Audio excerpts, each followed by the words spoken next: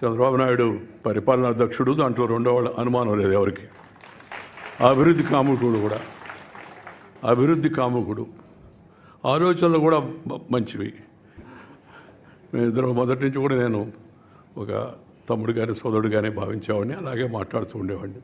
మన రాష్ట్రాన్ని బాగు చేసుకోవాల్సిన అవసరం ఎంతో ఉంది. దాంట్లో అందరం కూడా ప్రభుత్వంతో సహకరించాలి, పార్టీలతో నిమిత్తం లేకుండా.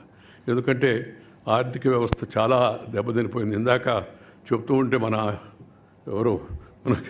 కామెంటేటర్ మన రాష్ట్రం మన దేశం అనేది ఎంత పట్టుబడులు వస్తున్నాయని అవన్నీ అసలు లెక్కలన్నీ చెప్పకుండా నిర్మలా సీతారామన్ వింటది, వీళ్ళకి అన్నీ బాగున్నాయి మళ్ళీ ఇంకేం పర్లేదు అనుకుంటుంది. ఏం చెప్తున్నాను నేను పక్కన.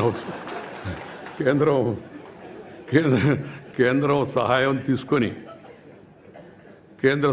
తీసుకొని రాష్ట్రానికి తక్షణ అవసరాలు అవుతున్నాయో వాటిని ప్రయారిటైజ్ చేసుకొని రాష్ట్రాన్ని మంచి పదంలో తీసుకెళ్లాలని చెప్పని నేను కోరుకుంటున్నాను. దాంతోపాటు ఒక మంచి పని చెప్పాడు ఆయన నిన్న, మాతృభాషలో విద్యాబోధన జరగాలని. చాలా చాలా సంతోషం. విద్యా విధానం 10వ తరగతి వరకు, ఆ తర్వాత ప్రభుత్వ ఉత్తర ప్రత్యుత్తరాలన్నీ తప్పనిసరిగా తెలుగులోనే జరగాలి. ఆ విషయంలో కూడా శ్రీ చంద్రబాబు చొరవ తీసుకొని పరిస్థితిని మరింత మెరుగుపరుస్తాడని చెప్పి నేను భావిస్తూ ఉన్నాను.